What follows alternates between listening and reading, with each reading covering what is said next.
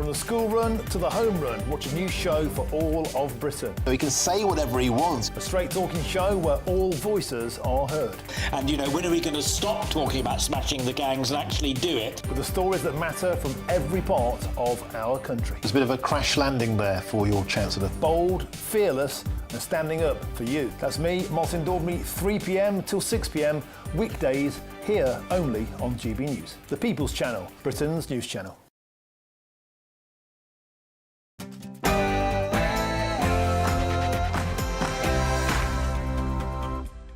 Hello, good evening. It's me, Jacob Rees-Mogg, on State of the Nation tonight. I will announce the most significant changes to our asylum system in modern times. The Home Secretary is talking tough on asylum reform, promising to change the way judges interpret the European Court of Human Rights' rulings. With the Labour MPs already squealing, Shabina Mahmood's fighting talk will do nothing to solve the problem without Conservative support. Also tonight, the government continues to find ways to squeeze taxpayers. Today, it's your... Westminster's full of talk, but out here, it's the real world. Am I allowed to talk then? No, that's it. This is where it matters, real people and real lives. That's what politics is all about. In fact, has Trump made a good start? No. Straight answers, no spin, and just a couple of pints. How many fingers have I got up? About 10. So join me for Lee Anderson's Real World every Friday at 7 p.m, only on GB News. The People's Channel, Britain's news channel.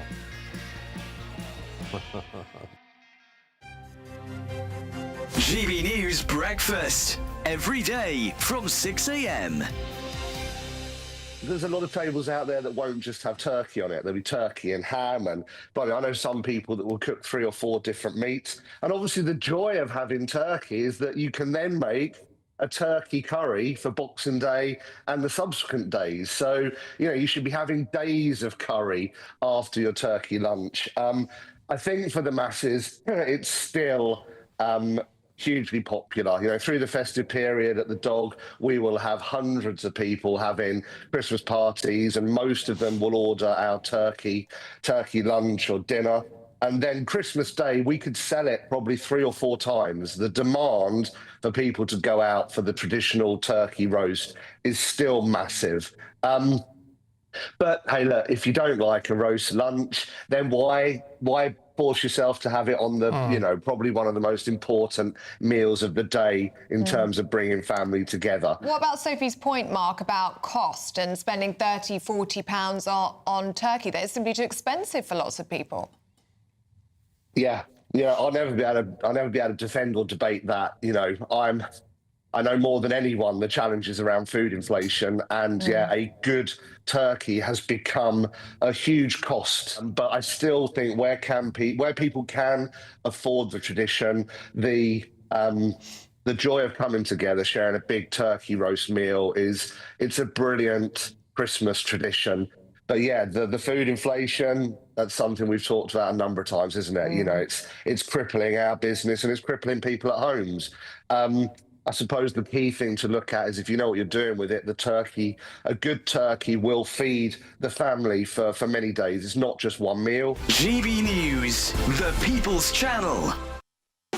You want to know what's really going on in the corridors of power? Labour don't know what to do with you half the time, and that makes you quite lethal in the chamber. Get behind the headlines with Chopper's Political Podcast. Join me, Christopher Hope, as I sit down with the great and the good of British politics. We'll see where this ruling takes us. These are the stories shaping our nation. Chopper's Political Podcast, available now on all platforms. Listen in and stay ahead. Hello, good evening, it's me again, Jacob Rees-Mogg, on State of the Nation tonight. The Home Secretary is talking tough on asylum reform, promising to change the way judges interpret the ECHR. With Labour MPs already squealing, Shabina Mahmood's fighting talk will do nothing to solve the problem without Conservative support. Also tonight, the government continues to find ways to squeeze taxpayers. Today, it's your milkshakes facing levies. But with stealth taxes being added to everything from cigarettes to bingo cards to electric vehicles, their detrimental effect on the economy is becoming clear. Plus, a foreign convicted rapist who avoided deportation for 16 years may be granted compensation, despite 54 convictions. Because he says, poor dear, his electronic tag caused him intense physical and mental distress. In the coming days, we will see whether Mr Justice Lavender's decision will be upheld. He would be called Lavender, wouldn't he? And despite the Prime Minister's promises to respect the result of the referendum, his new reset deal will overturn our laws to the extent we may see oatcakes banned. Is Britain being taken back into the EU via the back door? State of the Nation starts now. I will also be joined by my most intellectual panel, the former Conservative MP and Minister, Sir John Redwood, and the former Labour MP, Stephen Pound. I always want to know what you think, so please mail mogg@gbnews.com. Now, you haven't missed the news. We haven't given it to you today. You're missing your favourite part of the day, and you're staying with me with State of the Nation. Huzzah. The Home Secretary, huzzah, says Mr Pound. The Home Secretary has come out fighting on illegal migration, promising to change the criteria for the European Convention on Human Rights on Refugees. The changes would curb asylum appeals, tighten rules on family life claims and require a reassessment every 2 years. The Home Office's duty to provide asylum support would become discretionary. This is a remarkably radical announcement from this Labour government on the issue of asylum. However, the primary problem is her own backbenchers. A rebellion is already brewing amongst Labour MPs. 18 have immediately expressed hostility towards the proposals. The MP for Folkestone of all places, Tony Vaughan, a King's Counsellor learned in the law, who represents one of the areas most affected by illegal crossings, doesn't care for his constituents. He criticised the government, saying the rhetoric around these reforms encourages the same culture of divisiveness that sees racism and abuse growing in our communities. Only a lawyer. The reality is Labour MPs will not agree to it. They will oppose, rebel, delay and amend until the proposals are watered down beyond recognition. The Prime Minister is facing allegations of infighting and leadership challenges, further weakening his authority over his MPs, and it has to be said kiboshing Mahmood's own leadership ambitions. If the government was serious about this plan succeeding, it would have to win votes from the Conservatives. And interestingly, earlier this evening, the leader of the opposition, Kemi Badenoch, responded to the Home Secretary's announcement, saying that although the plan doesn't go far enough, it's a start. She says it's impossible within the ECHR, and I rather agree with her, but her words hinted that the Tories would back the plan with the right strategy. But it does need to go further. The proposals would only affect new claimants, not only those already here. Channel crossings are at an all-time high. If an illegal migrant is willing to make the dangerous journey, this will not act as a deterrent. The plan is being compared to the Rwanda scheme. But if Labour had not abandoned the Rwanda scheme, it would by now have worked. And this will not. Well, it won't get through in the first place. Labour is not serious about solving the migration problem, and this will be made evident when this proposal fails.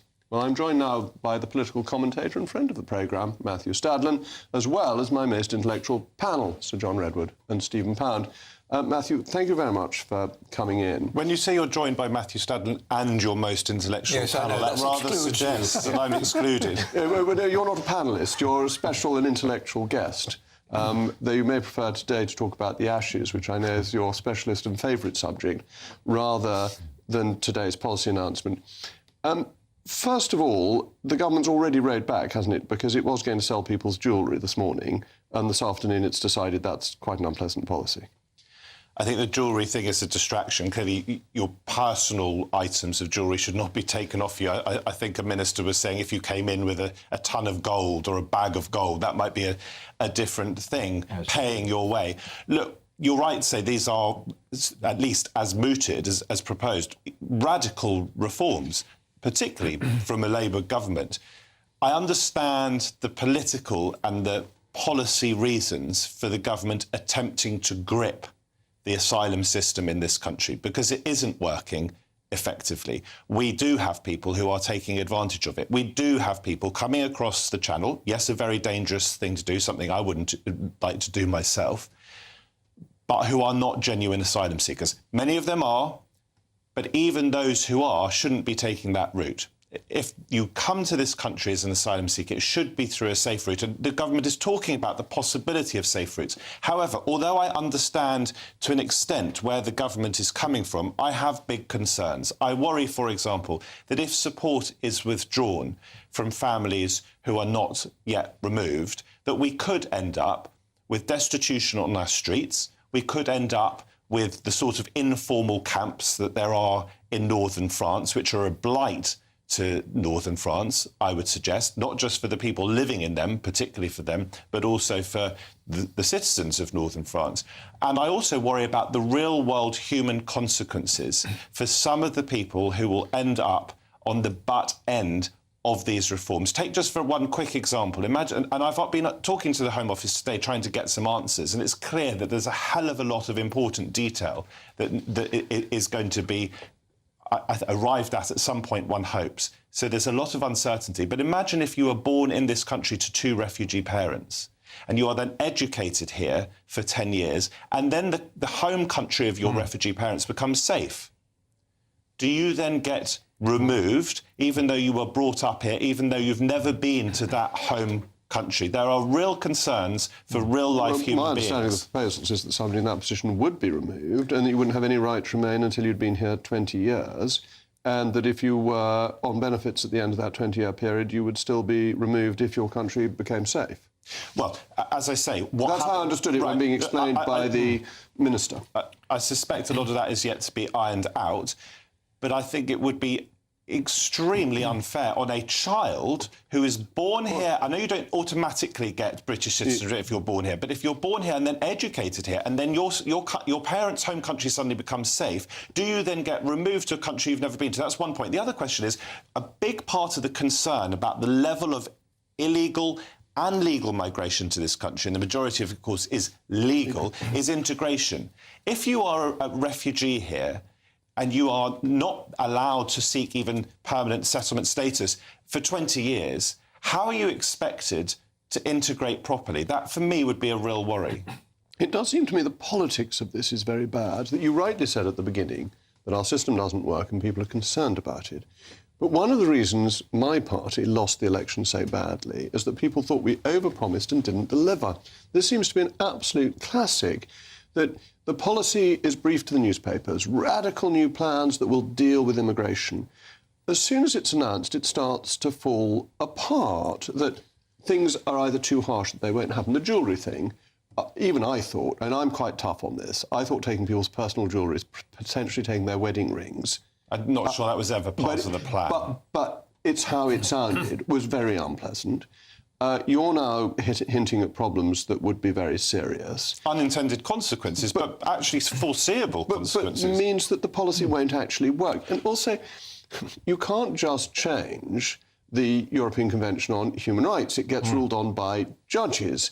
And without pulling out of it, or notwithstanding clauses in Parliament, the judges will interpret it in accordance with Strasbourg. So part of the issue here, as you rightly identify, I think, is how will Labour backbenchers respond to this? Will this end up being a headline that gradually disintegrates? That's an important question. The second thing is that part of what is, I think, at the heart of this policy move, this shift by a Labour government, is to try to deter people from coming here.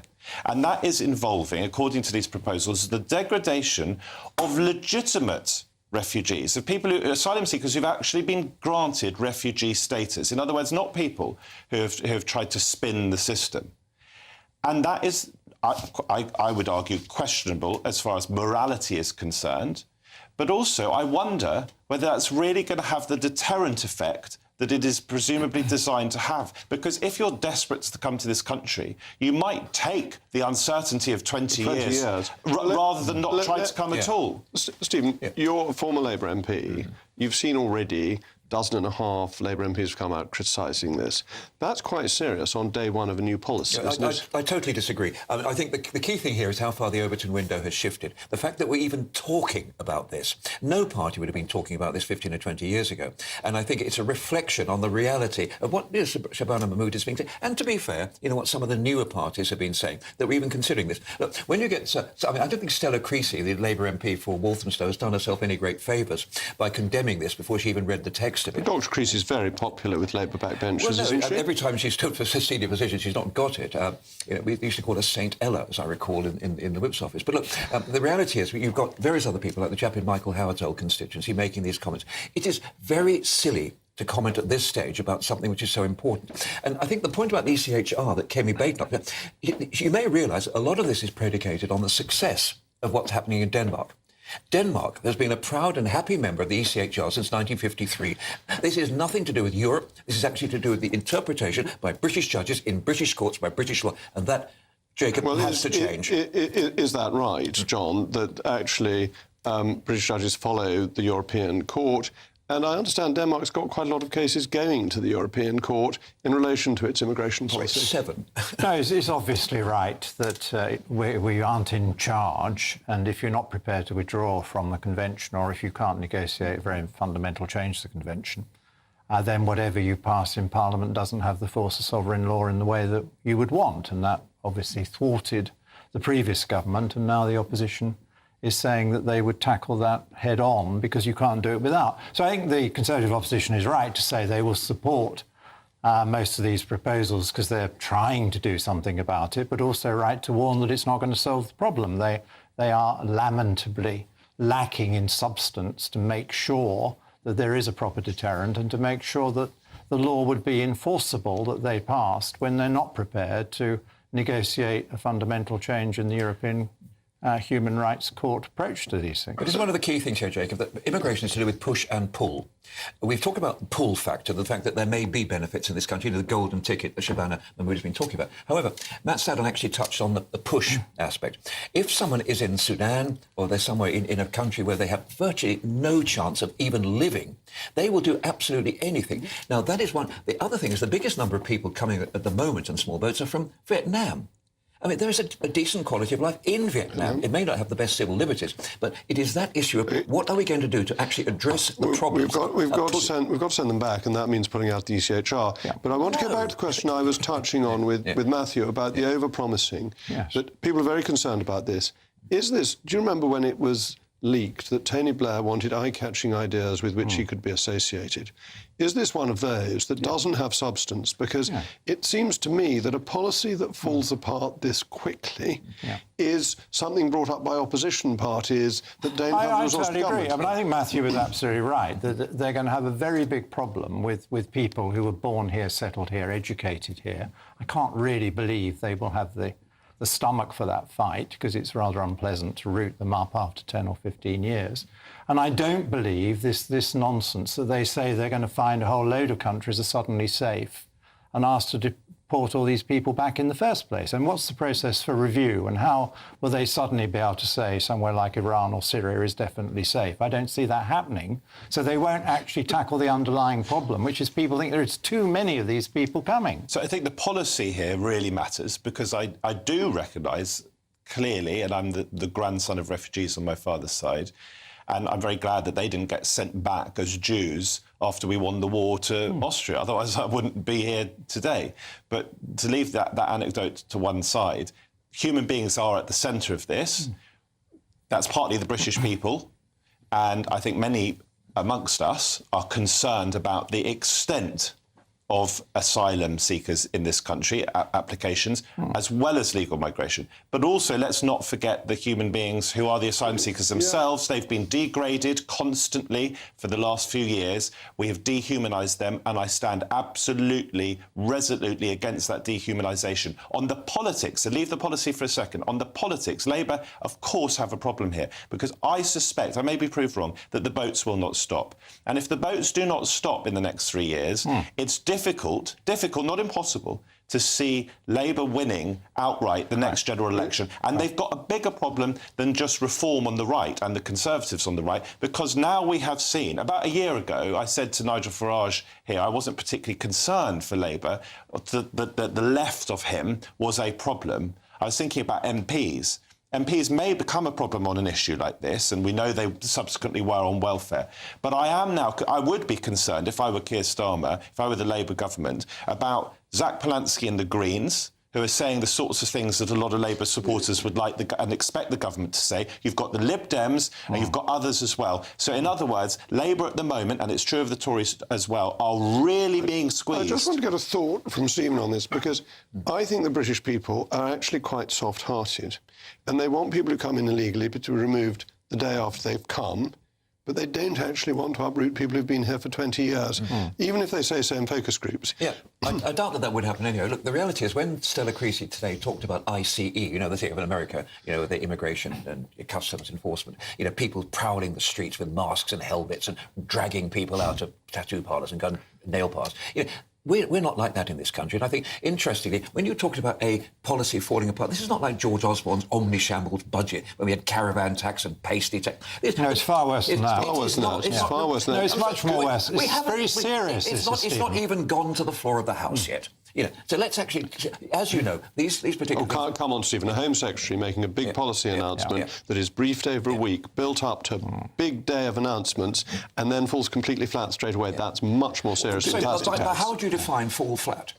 Just very quickly, I saw Richard Tice leaving. I said, are you going to be joining the Labour Party as a joke? And he, of course, was suggesting that Shabana Mahmood might actually join the Reform Party. That just shows how radical this stuff is. Okay, well, that's rather a cheap shot. I think that was just a joke. I mean, not a particularly good one.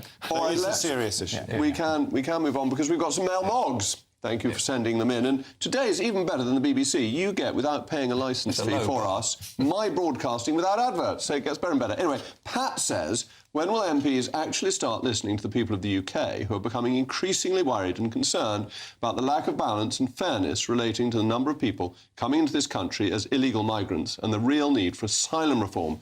It's time MPs started to represent the people rather than following their own narrow ideologies. Well, Pat, I agree with you. And Linda says, Jacob, I believe the Home Secretary's statement is being posted to Santa. As I watch your show, I wonder if she'll get a reply. Moving on. That's a very good mail mog. Thank you for that.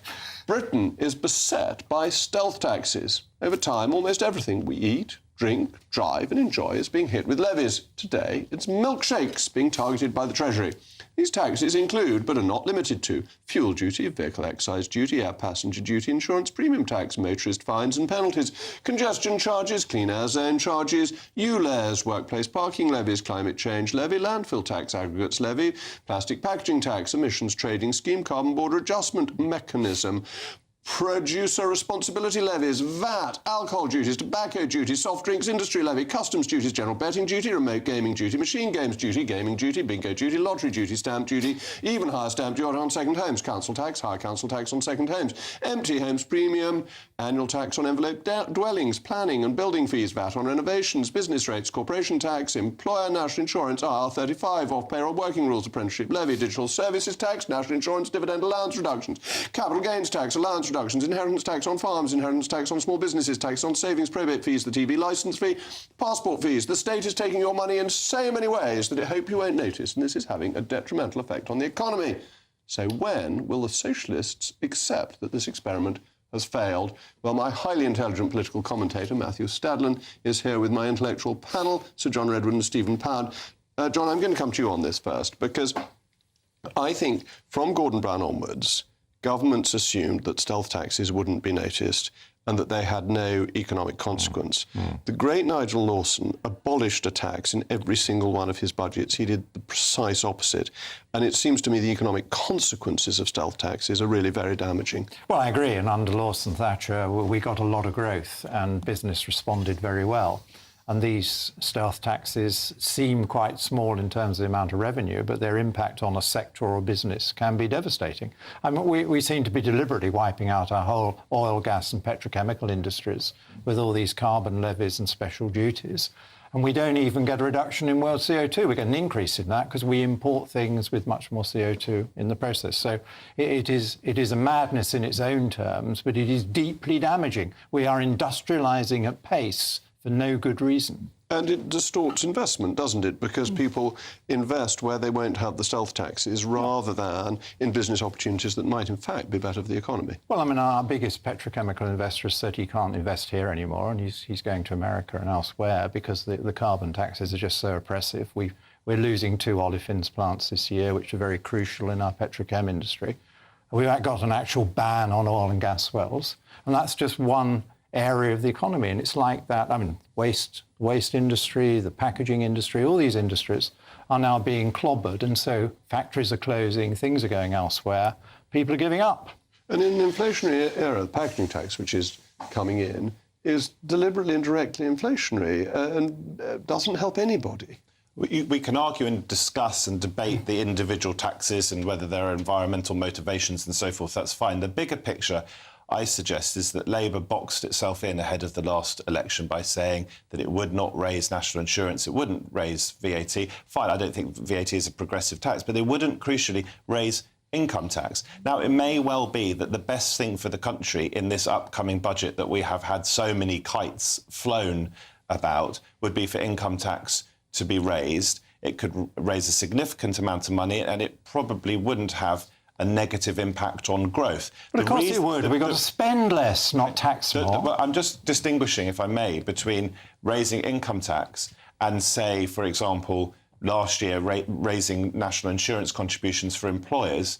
And that, I think it's fair to say, probably really hit small businesses, and small businesses are a very significant engine for growth in this country. What I'm saying is that for political reasons, Labour is not best placed to do what might be best for the country. And this plethora of taxes that you're talking about, could debate them all individually, but it might just be better to do a straightforward raise of income tax. But this is a really interesting reflection on where Labour is, because a year ago, had Rachel Reeves cut national insurance by 2% and put income tax up by 2%, she had the political capital to get away with it. Oh, very close to an election. When you have just won a general election, your flagship manifesto pledges, we will not raise employers' national insurance. They were at least able to try and be dodgy about that, or dishonest about it, which I think they were dishonest about it. It would have been the same level of dishonesty in my mind, and therefore it's all about political capital. Politically, very, very difficult. But why do any of that? Why not control spending? Well, hang on a second. I may first of all take my hat off to you for that endless recitation,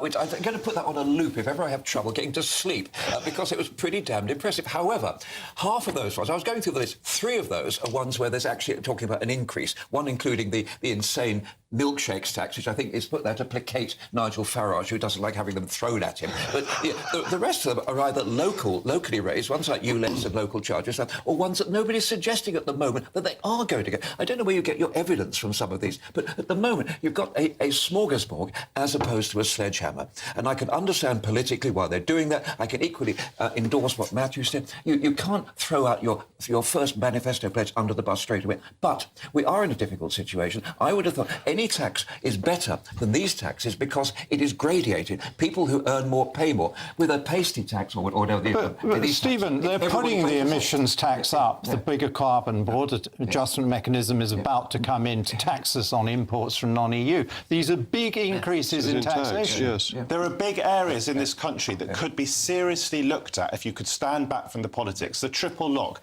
Many think that the pensions triple lock... Hang on, let me just make the point. Because I'm accountable to no one. I'm not a Labour Party politician. But there are many who think that that is unsustainable for our debt moving forward. Then there's welfare. How do you reform welfare without clobbering those who really need it? But surely welfare does need to be reformed. And then there's property taxes. And council taxes may go up in this budget, but the council tax is completely outdated. There are serious reforms that could be made, and I don't know whether Labour have the capital to do that, even though they have such a majority. I've got one proposal for welfare reform, that it seems to me it is extremely unfair that out-of-work benefits are index-linked when the tax threshold is frozen. Because the people who are paying for the people out of work are getting worse off in real terms, whilst the people out of work are being protected. You say it's unfair. I can understand the on-the-face-of-it logic, and I want many, many, many more people who could be in work to be in work. It's good for them, it's good for the country. However, we also, in my view, and this is what separated me over the years between left and right, traditionally, is I think we have to have a welfare state that is civilised, because otherwise we become a less civilised country. Don't dispute that. Mike, can I pray an aid, a very distinguished Conservative writing in today's Times? Now, no one would call Matthew Parris, either a hardcore left or right, but he's written a very, very cerebral piece in the Times today, which actually says it's time to get off the PIP, the welfare gravy train. And he makes the point, quite rightly, that we're actually leaving people, condemning people, particularly the under-25s, to perpetuity. And he says you can game the system at the present time. And he's written a very... It's a very good piece. I agreed with almost all of it. It's the sort of thing a distinguished editor... Can we also... But that's what the opposition's been telling the government, that since this government took over, the number of people who are granted a life-on benefits with no need to work has absolutely gone through the roof. there's no need to do Just that. be really John, careful not to stigmatise people who are in desperate need of PIP. No, don't stigmatise, but differentiate, please. We've got people to who really call it a can't gravy get any train, work that's in really what future he called deserve it. to be well treated. But there's been a sudden shift in the graph, and nobody really believes there's suddenly all those extra people who can never work. Yeah, can't make any sense. Labour should be the government that could reform that, because you wouldn't expect them to be robust on welfare. Nixon in China. And yet they haven't been able to do that. They gave that up with the They have U-turn no in the option. summer. They gave it up. Matthew, they've got to do it. It is unsustainable. We're talking about £160 billion. My view is that Labour have a big mandate, even though it's shallow. I think it's going to be incredibly challenging for them to win the next election. I suspect what they should be doing is what they really think is right. Now, Starmer may not know always what he really thinks is right. I think he wants to make the country better. He's not a natural politician. But those around him, the cabinet around him, should be clear. Let's do what's in the best interest of the country. First, what Tony Blair, second. I think, once said is you get the policy right and then the politics follow. Your country before party. You shouldn't be writing off all those 20-somethings to a permanent life on benefits, because there will be ways that they can be better off if you help them into work. Well, there we go. Coming up in just a moment, a foreign convicted rapist who avoided deportation for 16 years may be granted compensation, despite, listen to this, 54 convictions, because he says the poor darling, his electronic tag caused him intense physical and mental distress. In the coming days, we will see whether Mr. Justice Lavender's decision will be upheld. It's a character out of Nigel Molesworth, isn't it? I can't believe it. I'm at home. Hello, good evening. Welcome to your latest weather update from the Met Office. It's going to be another cold night tonight. Sleet and snow across northern areas with warnings in force from tonight until latter part of this week, because it's going to be a very cold week. We've got northerly Arctic winds pushing across the country throughout the week, and this weather front across the northwest will bring a focus for that snow for more northern areas throughout tonight. We've got a risk of ice across the far northeast of Scotland through this evening and into tomorrow morning. Elsewhere across the south and east, it should stay fairly dry and clear throughout tonight. And as clear skies remain, temperatures will fall away well below freezing rurally, so expecting quite a widespread rural frost, the first of this season so far. As I said, across more northern areas, we're going to see some more significant sleet and for some of us snow. So an icy morning for parts of northeastern Scotland in particular. A lot of rain around across parts of Northern Ireland, western areas of Scotland, down towards northwestern England as well. A good deal of cloud as well. And this rain will fall as snow above around 150 metres, especially across parts of Scotland.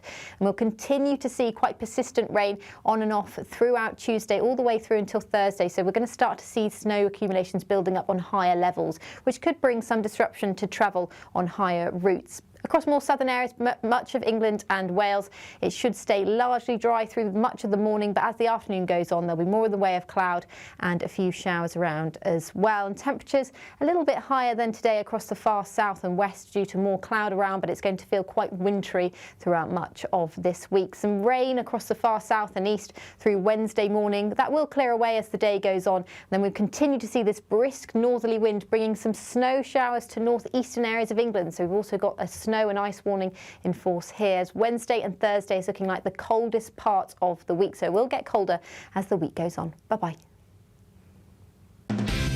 Decisions made in Washington aren't just shaping America, they're shaping Britain too. From migration to global security, from crime to health. Whatever happens in the White House today will be felt in your town or city tomorrow.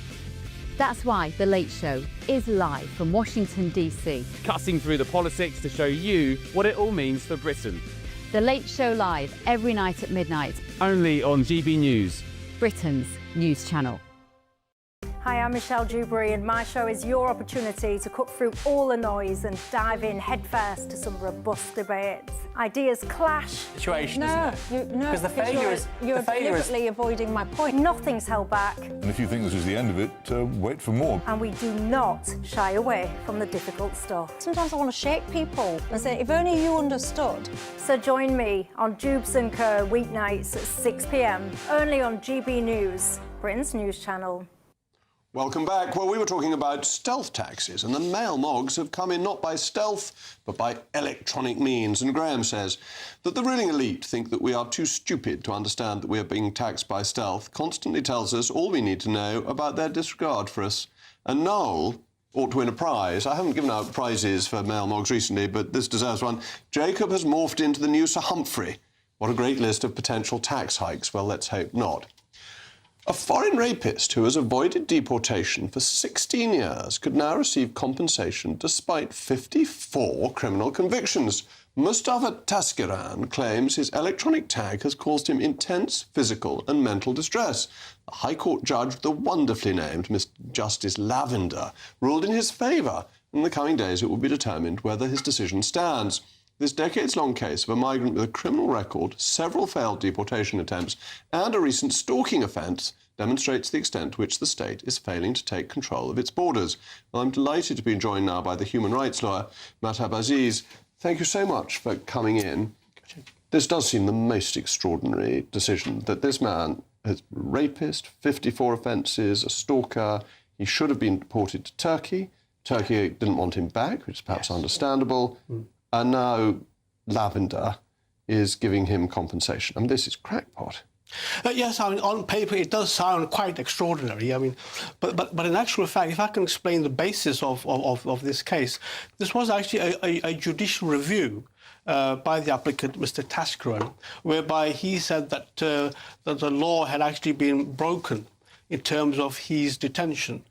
Now, what happened was that when they tried to deport him previously, as you said, Turkey wouldn't have him because he hadn't completed his national service. So they said he's not a Turkish citizen. So what then happened was that in those circumstances, the immigration rules say that if someone is only if removal is pending, are they supposed to get an electronic tag? So technically, removal was not pending. OK, but it jolly well should have been pending. Yes, he should have gone out of the country. Yeah. The government should have carried on negotiating with the Turkish government and said, you should take back your baddies, that we don't want Turkish criminals in this country. Yes.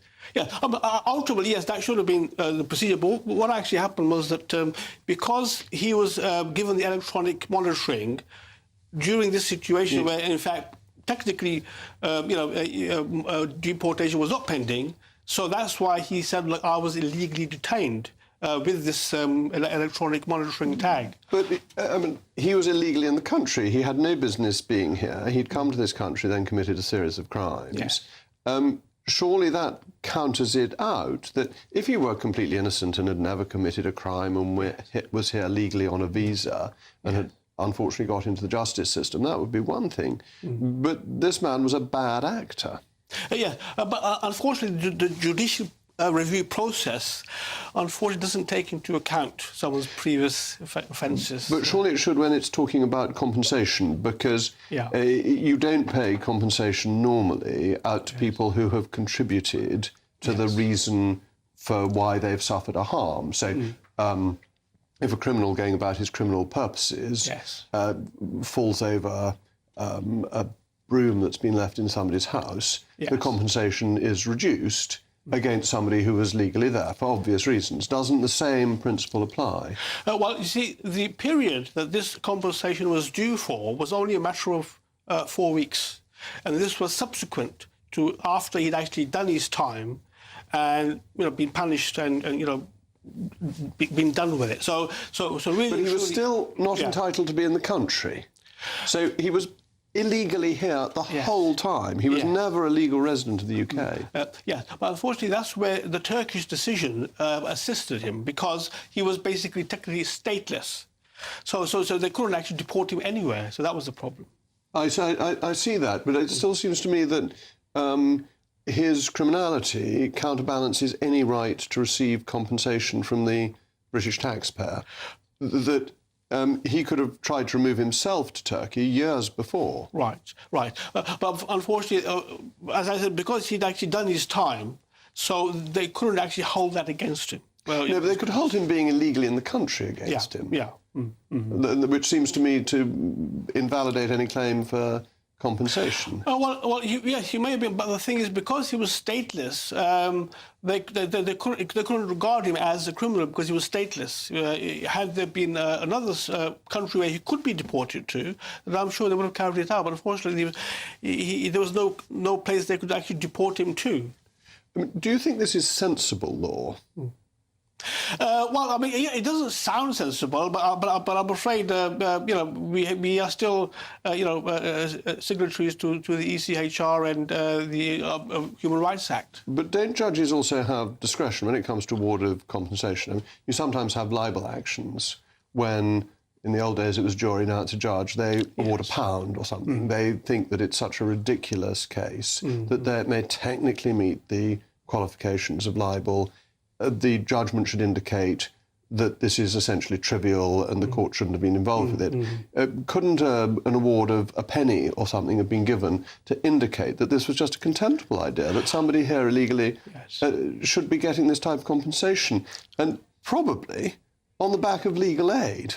Yes, I think the difference here, you see, Jacob, was that because it was a mistake by the government, had it been between a private party and that sort of thing, then judges would have perhaps had a different view. But this was actually a mistake by the government, and therefore the government is not supposed to make such mistakes. So unfortunately, that's... Yeah, but governments are human systems, and inevitably mistakes will be made. This seems to me a mistake in the right direction. This was a mistake to keep people safe against somebody who was a criminal, and I accept that when people have served their term, they're free to go about their business. They're still criminals and they still have a criminal record. But he was never in the country legally, and therefore it was a very minor mistake in that regard. In the sense that because his freedom had been deprived, so it was regarded as serious enough for him to be able to claim compensation. I don't really understand why he has these rights, because he's got no right to be here. How can you have a right if you don't have that fundamental right physically to be in the country? Yes. Well, unfortunately, the Human Rights Act and the ECHR does give those rights to, even if you're in a country where perhaps even your asylum application hasn't been determined. So this adds to the case for saying we should leave the European Convention of Human Rights? There can be an argument for that, yes. Because it leads to these ridiculous and unintended consequences, and that nobody, when drawing up the convention, would have thought that criminals illegally in the country should be paid for the privilege of being in this country. Right, but there are calls for that, yes. And do you think that would be reasonable? As a human rights lawyer, I would say that, as in this case... Might not be too good for business. I don't want to put you too much on the spot.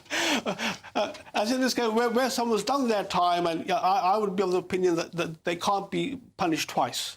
And what do you think we can do to make countries like Turkey take back their bad actors?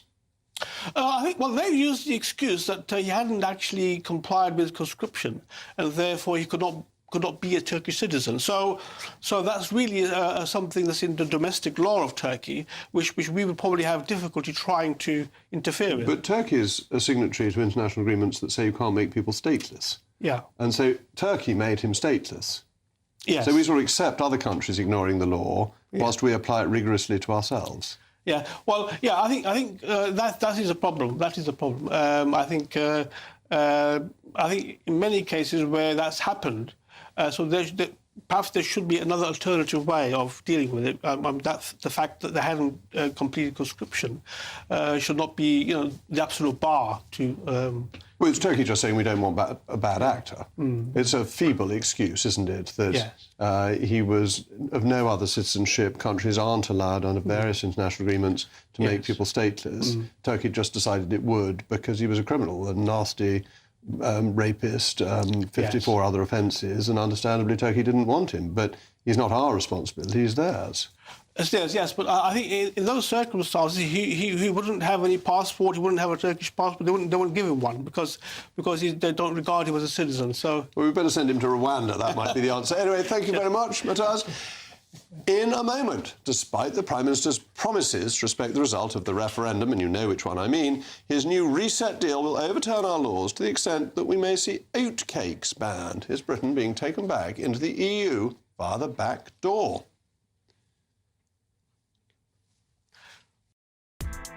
Join me, Nana Akwe, for an informative, interactive news programme with a difference. It's fun. No, you didn't say that, Dave. I'm so surprised. I think there's an element of truth to that. Join me from 3 p.m. every weekend, only on GB News, Britain's news channel. Mornings don't have to be tiresome, especially if you have the right company. Wake up to news as it happens, opinion and debate, and of course, a little bit of entertainment too. Because when the kettle's on, we're on. That's Breakfast on GB News, a show worth waking up for. Every morning from 6 a.m. Only on the People's Channel, Britain's news channel. We'll spread the news, you spread the word.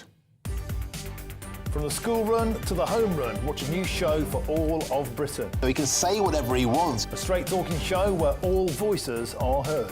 And, you know, when are we going to stop talking about smashing the gangs and actually do it? With the stories that matter from every part of our country. There's a bit of a crash landing there for your Chancellor. Bold, fearless and standing up for you. That's me, Martin Daubney, 3 p.m. till 6 p.m.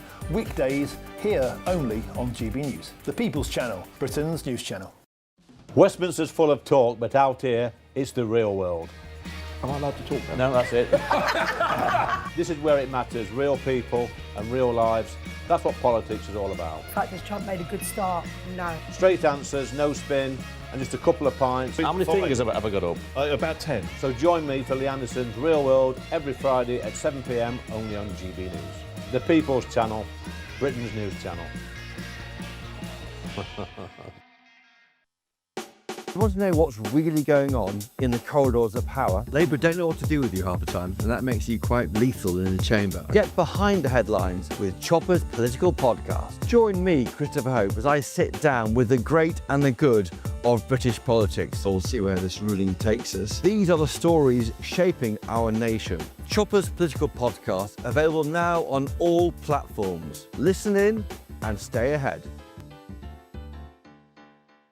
Britain deserves a newsroom that puts the facts and your voice first. Well, and that's what you get on GB News. Lively debates, lively conversation. And we're not afraid to hold power to account.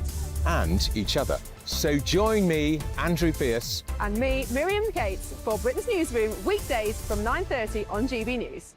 At GB News, we love to hear from you, our loyal community. So drop us a line at gbnews.com/yoursay. There, you can talk to each other and also to the presenters live on air. gbnews.com/yoursay, because GB News is your channel, Britain's news channel. Welcome back. Well, we were talking about the compensation for a rapist who'd committed 54 crimes, and your mailbogs have come in. Alison says he is a perfect example of why we need to leave the ECHR. I agree. Sam says, I thought countries couldn't make people stateless. Quite right. How could Turkey make him stateless? We couldn't have made Shabima Begum stateless if she hadn't had Bangladeshi citizenship. And Bruce says, Jacob, incredible delivery, listing duties and taxes, taxes on taxes and taxes on taxes of taxes, and your passing resemblance to Ronnie Barker and his cool confirmation of ice cream flavours, but almost as memorable. Well, Bruce, thank you very much. We may be coming back to taxes in a moment and too. Ice cream flavours. The socialist government is waging two wars, one on the motorist and the other on Brexit.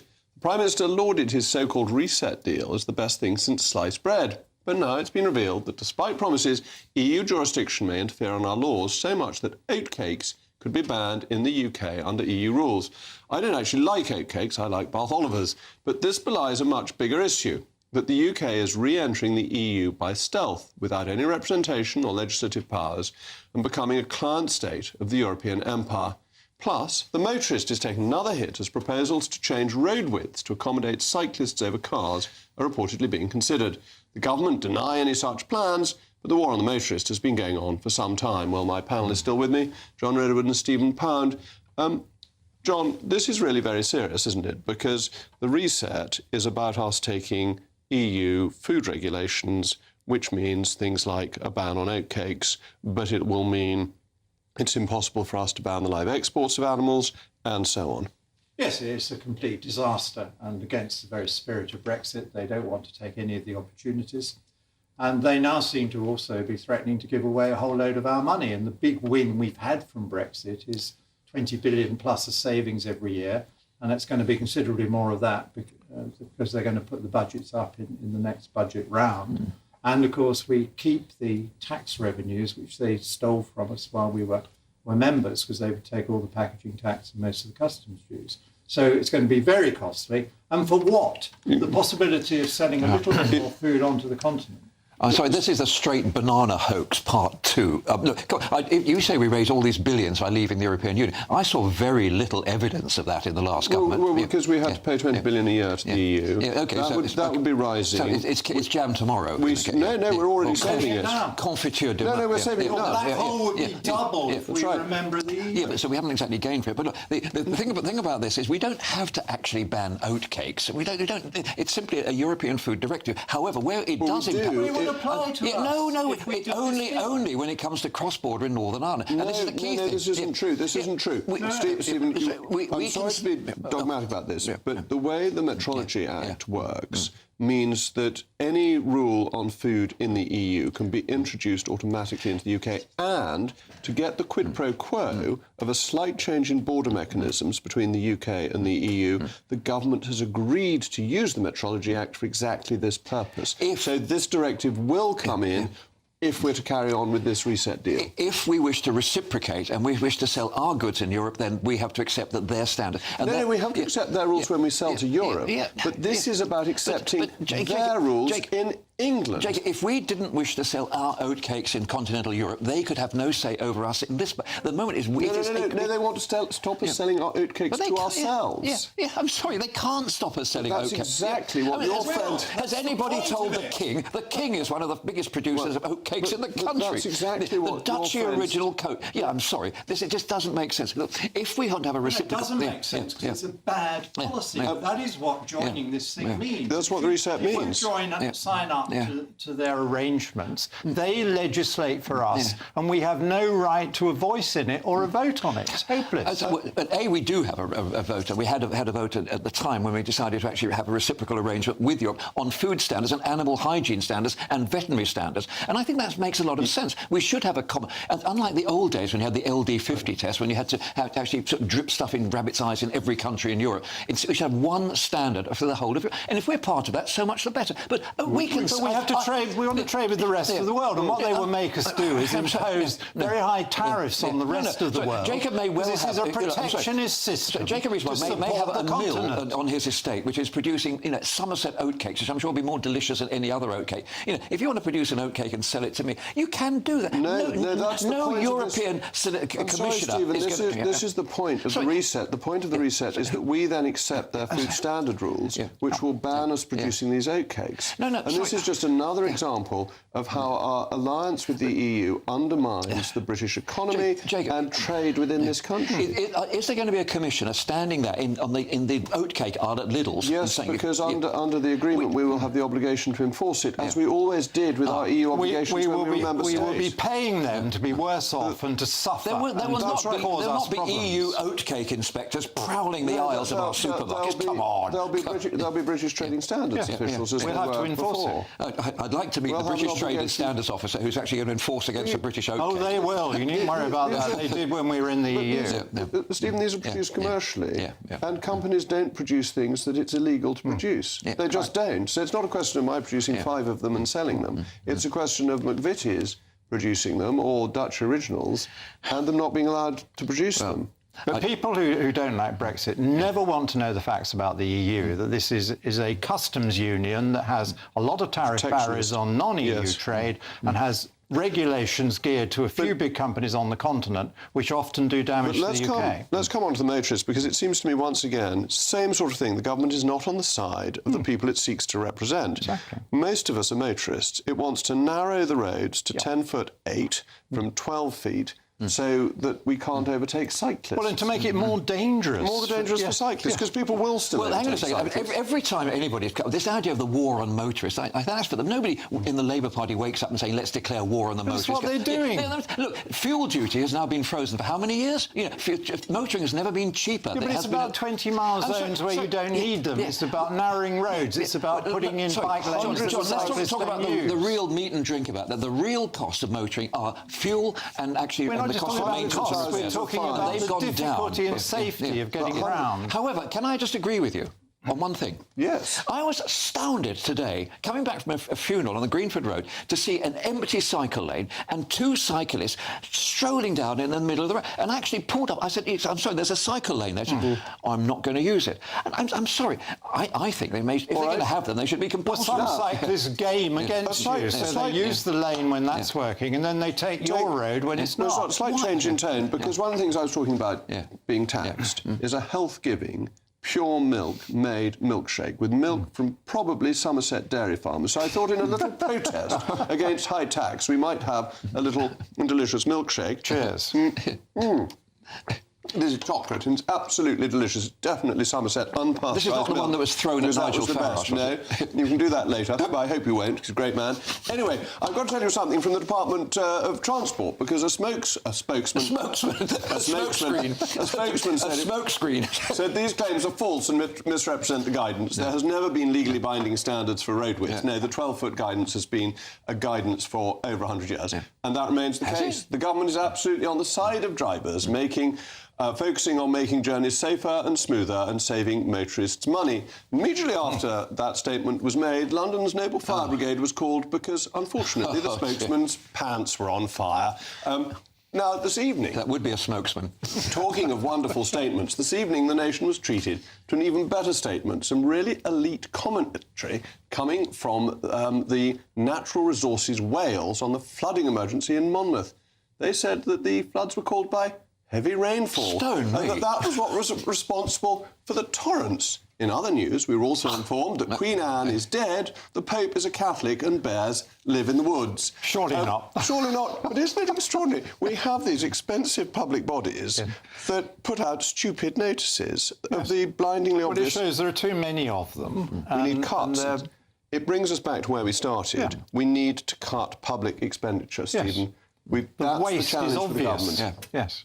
Well, I don't know. On the one hand, I get people saying it's outrageous that unemployment is rising. On the other hand, saying we should actually start sacking people. We should. The state is employing far too many people. Anyway, thank you very much for being with me this evening. It's been a jolly evening. The weather in Somerset was glorious over the weekend, and we'll continue that way. We're thinking of going cocoa to make our own milkshakes. Chocolate. Good night. Cracking milkshake.